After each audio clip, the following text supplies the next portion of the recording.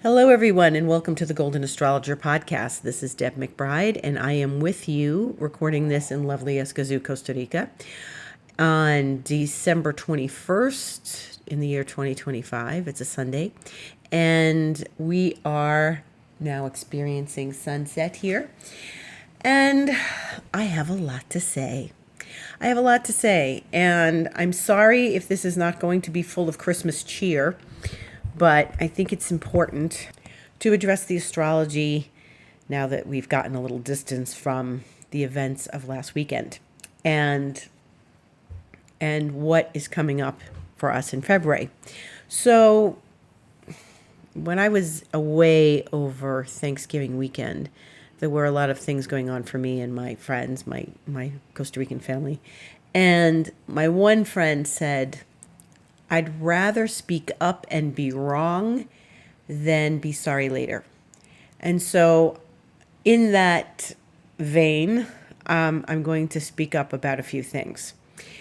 Last weekend, you may recall that I was talking about the changeover from Mars, with Mars in the sign of Sagittarius and then moving into the sign of Capricorn in the wee hours of Monday the 15th. And so in that time, Mars went, at 29 Sagittarius into a square with Neptune. And traditionally, Mars and Neptune are an odd pairing, especially when they're in a challenge to one another. And like I mentioned, and I've mentioned so many times on this podcast, they are somewhat insidious. And Mars is assertive, can be aggressive, and Neptune is something that comes through the back door. And when you put the two of them together, things can surface and secrets can come out and insidious acts be revealed and insidious acts happen. And there was a lot going on last weekend, a lot, and most unfortunately. And Mars, as we know, is the planet of war, and it's also a violent planet. It doesn't have to be. It could be a planet of confidence and courage and standing up for yourself, and that's how the good energy of Mars is. That's what we want to use it for. But then shortly after the square, Mars moved into Capricorn, and 0 degrees Capricorn is the cardinal axis. So all of these things made the news, and all of these things shocked people, and all of these things affected people. And many of us. And this isn't just some insidious act in your backyard. These were global events, all of them. And Mars being on the cardinal axis assisted with that getting out into the world and it being of a stressful nature. Now, in the astrology that we use in the Western astrology, as opposed to the Eastern astrology, we go by the seasons, and the seasons change as we have today. Happy solstice. The seasons change at 0 Capricorn, 0 Libra, 0 Cancer, and 0 Aries. And those are all the cardinal axis points. There are other cardinal axis points, such as 15 fixed, that would be 15 degrees of Scorpio and Taurus and Leo and Aquarius. And when we have planets, especially Mars, sitting there, then we can expect that something is going to make the news. But when Mars does something like square Saturn and Neptune, which haven't been together in 37 years, and then hits the cardinal axis, we are going to have a lot of news. And I want to talk about next February for a bit, and I urge you to get my look ahead at 2026, the Rebellion of Fire and Air, because I talk a lot about this in that class. It's only $55. You can DM me about it. You can go to my website, thegoldenastrologer.com, and buy it there. If you click book online, it will be in the list of things to purchase. And so one of the things that's so important about this is that we are going to have a lot of cardinal axis activity as Neptune and Saturn, who are getting revved up to go to the cardinal axis, will meet there, okay? They're going to meet, they're together now, right?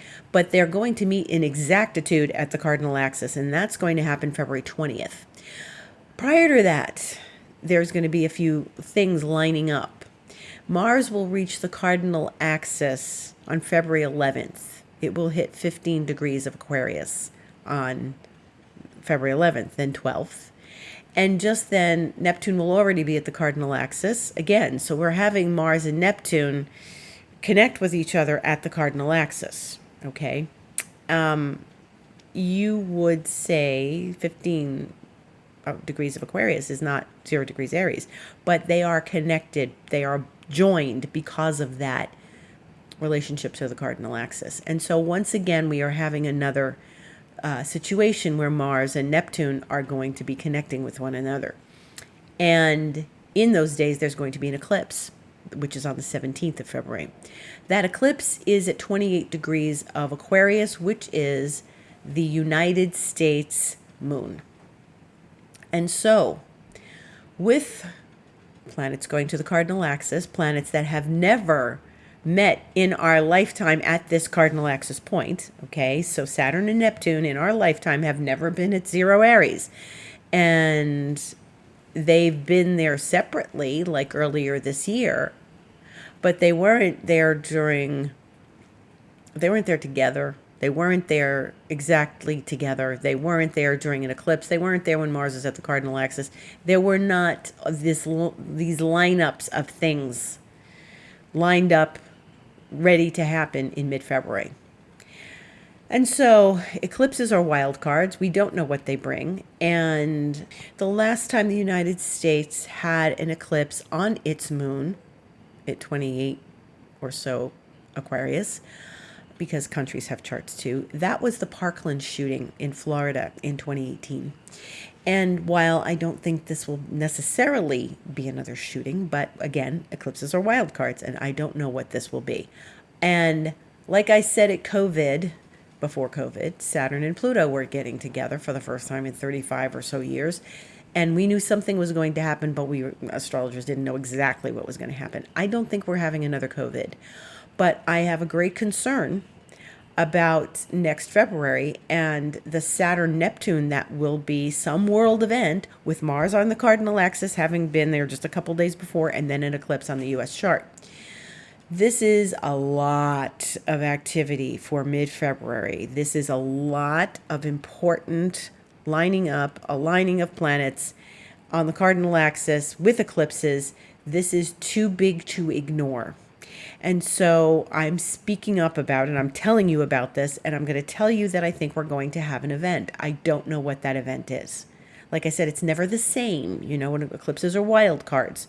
So I don't think it's going to be another pandemic. I really don't. I don't think we're having another COVID. But I don't know what exactly this could be. There are pieces of it. There's the United States moon. There's Saturn and Neptune that get together and often indicate something with Russia, because Russia has had events every time Saturn and Neptune get together. The Russian Revolution, the fall of the Soviet Union, all of these things, Cold War, all of these things line up in Russia. That doesn't mean that there's something with those two specifically. It could be something insidious because Mars and Neptune are once again at the cardinal axis together. This is a lot. So while I cannot tell you, and I will feel more because I feel into these things, and as we get closer, I may feel something specific. I don't know.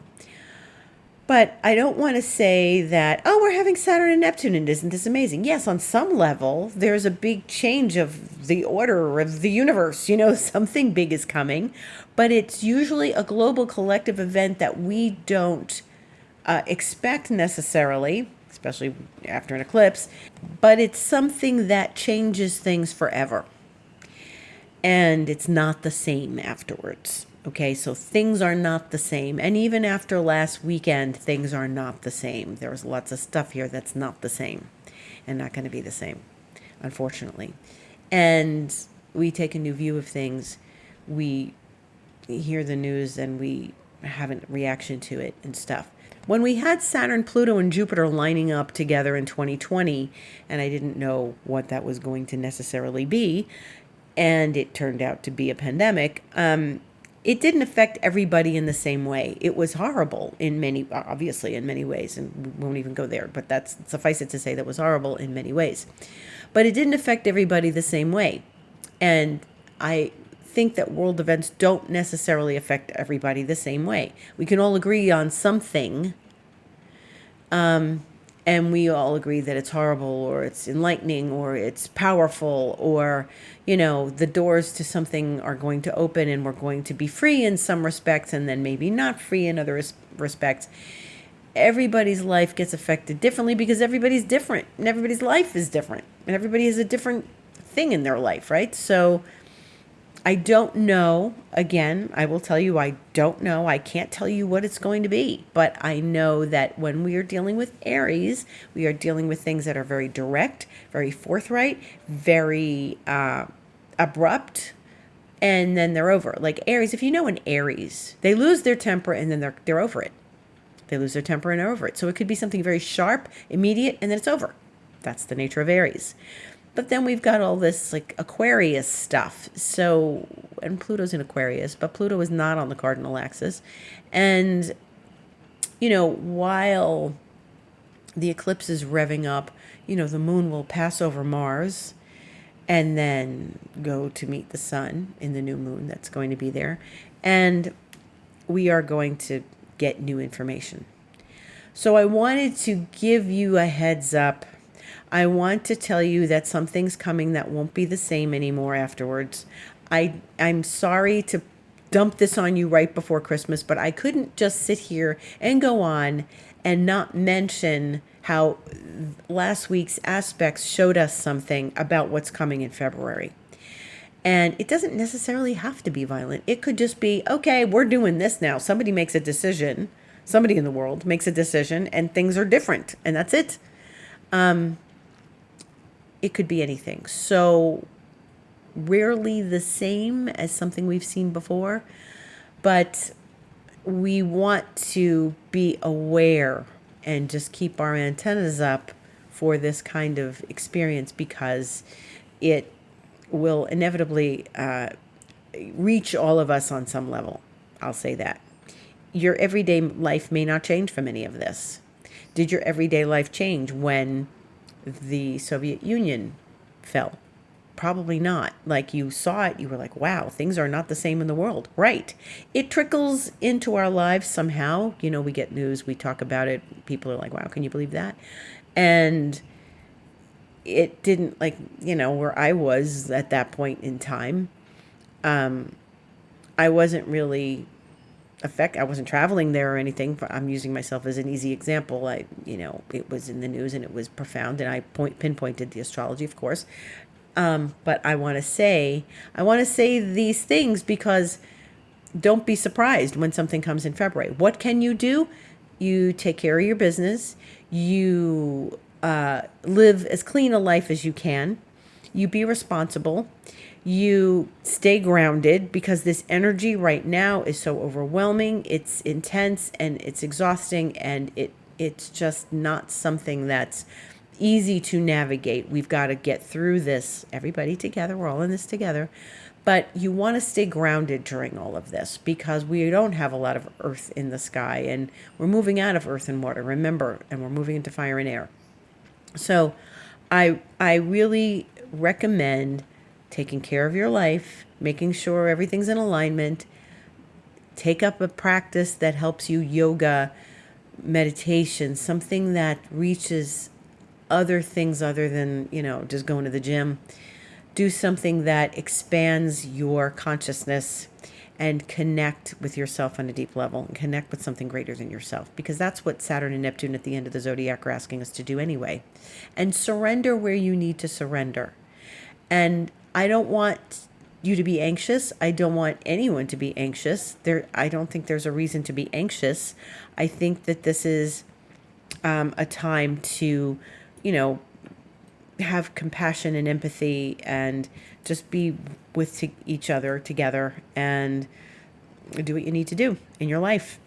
Maybe when we get closer, we'll have more clues. There's always a war somewhere, right? So you can say, I expected that war, or a war someplace that you didn't expect, but there's always a war somewhere. There's wars in people's backyards. People are arguing, sibling rivalry, arguments. People get mad. But that doesn't mean that it has to be a global scale war. I don't I don't necessarily think it'll be that. But like I said, I don't know what this is. I know that something is coming that's going to be a global scale experience, and we're going to be sitting here watching what happens. So, okay, that being said, I'll be talking more about February as we go along in these months. And certainly, if you want to know where all of this is happening for you, maybe you have the moon at 28 Aquarius, then I suggest you set up a session with me, which is easy to do if you go to my website, thegoldenastrologer.com, and just click book online and you set up an astrology session.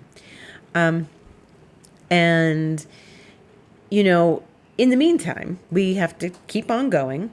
And today is the solstice. Again, happy solstice. And then we are at 0 degrees Capricorn. So the sun is at 0 degrees Capricorn. The light starts to return, you know, in the northern hemisphere. Where I live doesn't do that. We don't have much more than 6 hours of daylight at any time. And sometimes it happens, 5 a.m. to 5 p.m. Sometimes it's 6 a.m. to 6 p.m. So the light returns in the northern hemisphere. And, when we are experiencing this, I remember my mother used to say, right around New Year's, we start to notice that the days are getting longer, the light's coming back. Yeah, because it's about 10 days after now, right? So we have some interesting astrology this week, Christmas week, and a lot of it involves Venus. So Venus is in Sagittarius, and she's where Mars was, and she's where the sun was. Remember, the sun followed, Mars went first, then the sun. And now Venus is moving along in the same areas that everything else is, Mars and the sun.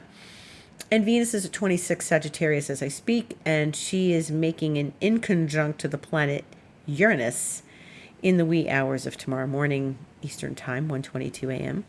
And then she's squaring Neptune, just like everybody else did. And she squared Saturn yesterday, okay? She did her square to Saturn yesterday, or early this morning if you are in the Eastern Time zone, or today in the afternoon if you are Sunday the 21st in Europe or something. But Venus made her square to Saturn, and now she's making the square to Neptune. That's Tuesday the 23rd in Pacific Time zone, 9:31 p.m., but Wednesday, Christmas Eve, in the wee hours, 12:31 a.m. New York time or Eastern Time. And Venus squares Neptune, Venus in Sag, Neptune in Pisces. This is a very idealistic transit. This is a very interesting dynamic considering Mars and the Sun have come before her. And she's getting ready to leave Sagittarius, where she's having a good time. And she's doing the Christmas party thing and the Christmas shopping thing and maybe a little bit of overindulgence thing. And she's, with Neptune, creating maybe a little romance, a little fantasy, a little visionary creative energy. This is a great time to get creative. So maybe you're setting up for the holidays. Maybe you are going on vacation to someplace exotic and beautiful, and that will certainly be a Venus-Neptune kind of energy, right? So it's a little love, a little fantasy, a little romance, a little beauty, a little vision. What do I want my vacation to be like? But this is also a good time to do a visionary exercise, to connect with something you want to create in your life. This is deeply creative. It doesn't mean artistic necessarily, but we're all creative. And so what do you want to create in your life now? What is your vision? What is a vision that you'd like to see evolve in your life? This is a great time to do that. Then she will enter Capricorn, which is 11:26 a.m. Christmas Eve. And that is Eastern Time, and she's going to be in very sober Capricorn. So then we will have Mars and the Sun and Venus all in Capricorn. So just Mercury will be staying in Sag till New Year's. And So it'll be somewhat sobering, somewhat practical. Maybe the gifts you are buying will be very practical. Or maybe you did the Venus and Sag thing and bought some wild gifts and now they sort of fall flat when you give them because Venus is in Capricorn and we're in a different mindset. So it could be any of those. But we are looking at some very, dreamy things with Venus and Neptune. And, it's also Venus is in the sign of knowledge with Sag and travel. So maybe you've got a beautiful vacation coming up. And then we're going to get some action with Mercury later in the week on Saturday when it makes a trine to Chiron, Saturday the 27th. And that gives us some insight into our wounds, how we are healing ourselves, how we're feeling, and, anything also that's been passing at the end of Sag, like the Sun and like Venus and like Mars, has made a trine to Chiron because they've, Chiron's in Aries and they've connected in that way. So Venus did that last week, you'll recall.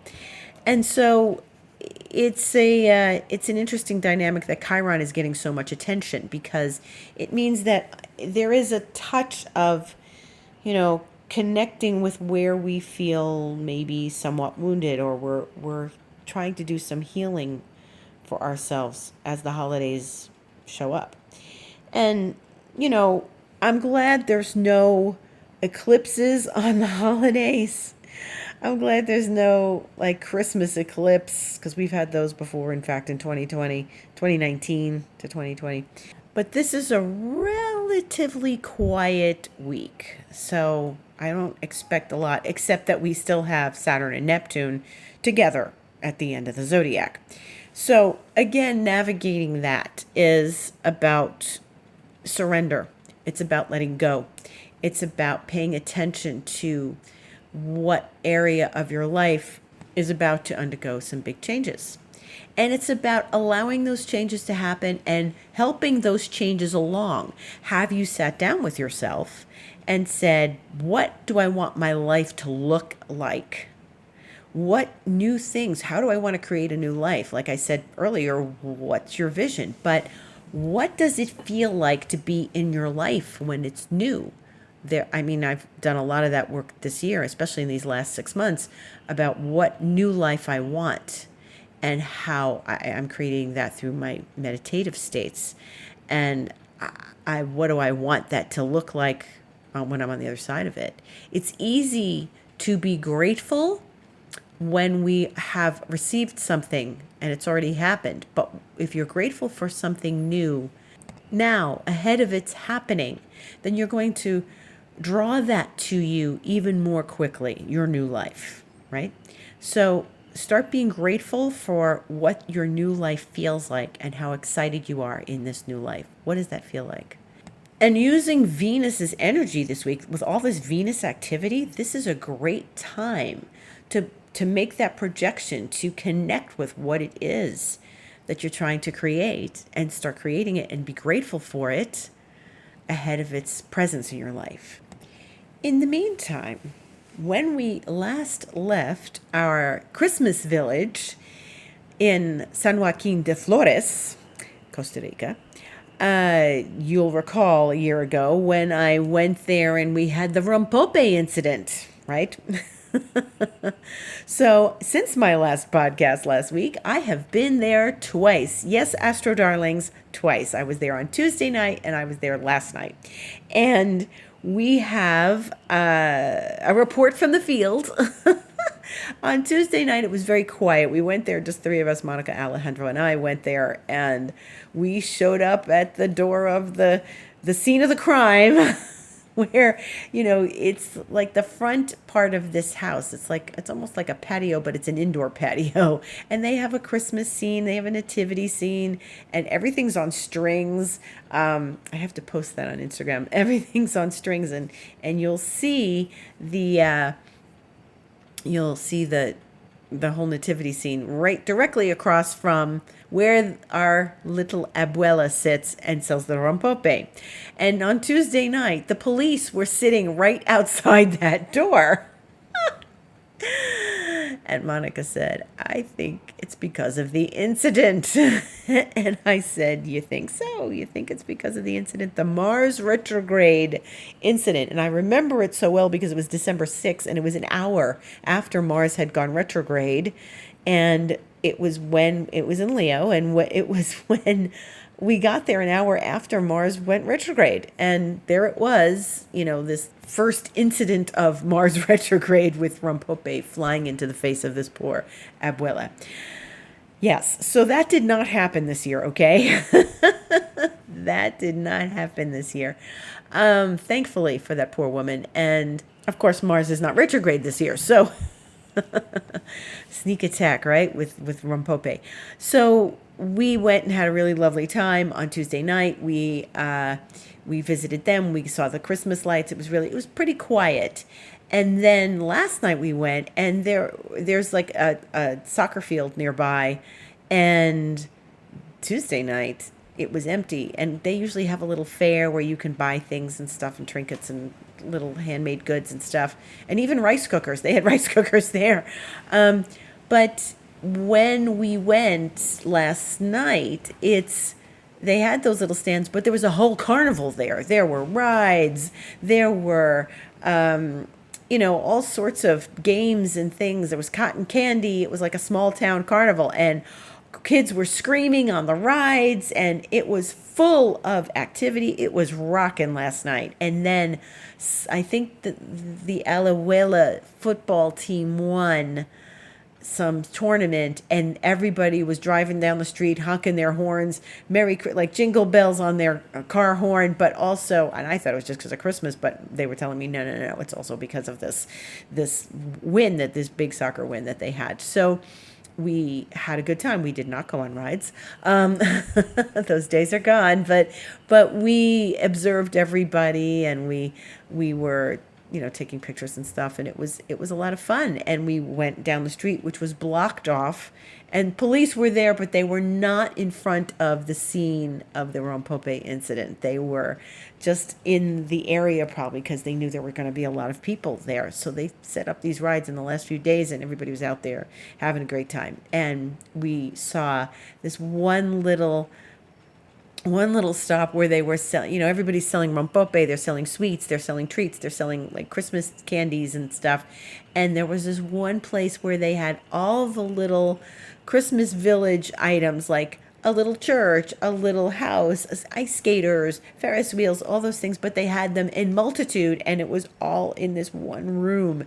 And Monica was saying to me on Tuesday night, this was not here. This was not open. So everybody was out in fine form last night, and it was so festive and so lovely. And there were 8 of us. We went, 3 kids and 5 adults, and we just had a really lovely, lovely time. So if you want to see some of it, I've posted it on Instagram.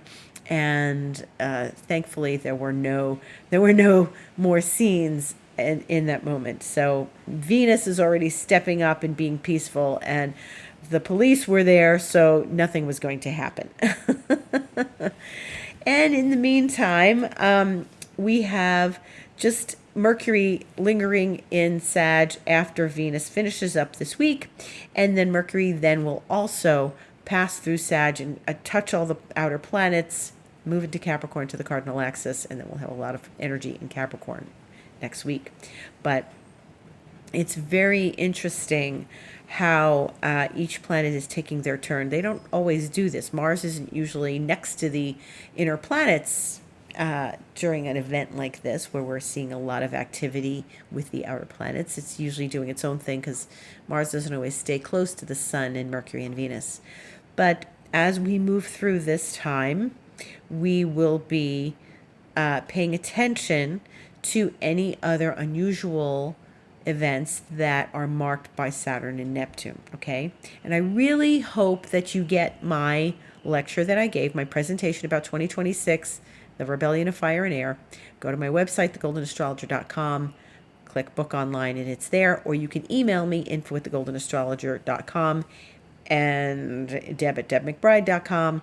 I haven't been on Instagram this week, and I'll tell you for real, there was just so much bad news last week. And even in my personal life, friends had some bad news or they were sad. And it was sad news. And I got sadness from people, sadness from the world. And I was like, ugh, it was just so heavy. And then finally, on Friday evening, I got the best news I've gotten all week, which is that my friend, one of my friends here in Costa Rica, who is a doctor, she got a bunny. And she sends me a picture of herself with a bunny. And I was like, you got a rabbit? And she was doing research for her boyfriend because his 14-year-old daughter wanted a bunny. And she said, well, let me look into this. And then she realized when she was looking into all this that she wanted a bunny. So she got a Holland Lop, a lilac Holland Lop, a Harlequin lilac Holland Lop. And it's the cutest boy. He was born 2 months ago. And he's just adorable. And it sounds like he loves her very much and she loves him. So that was the best news I've gotten all week. And then yesterday we had such a beautiful time at the festival, the feria, that I think hopefully things are looking up for now. Much happiness and joy to you during this next holiday week, Christmas and Christmas Day, and Hanukkah ends tomorrow, and Kwanzaa begins at the end of the week. So I wish you much love and gratitude and beauty and thanks for listening to me this whole year. I'll be back next weekend, Sunday the 28th, to tell you about the New Year's and the beginning of 2026, that first couple of days. In the meantime, join me in session. Join me in session for our new year. Get a forecast for yourself. Click book online in my website and set yourself up with an astrology session. Or if you feel you need a nice Reiki session to give yourself some cleansing of the old year, we can do that. That's on my website to book as well. If you want to start the new year off going into mentoring with me, certainly do that. We have 3 months, 6 months, 12 months. That'll get you through these next months and all the big events in February. And I wish you a wonderful holiday if you're celebrating. Thank you for listening, and gratitude to each and every one of you. And I'll see you on the internet. Have a beautiful week.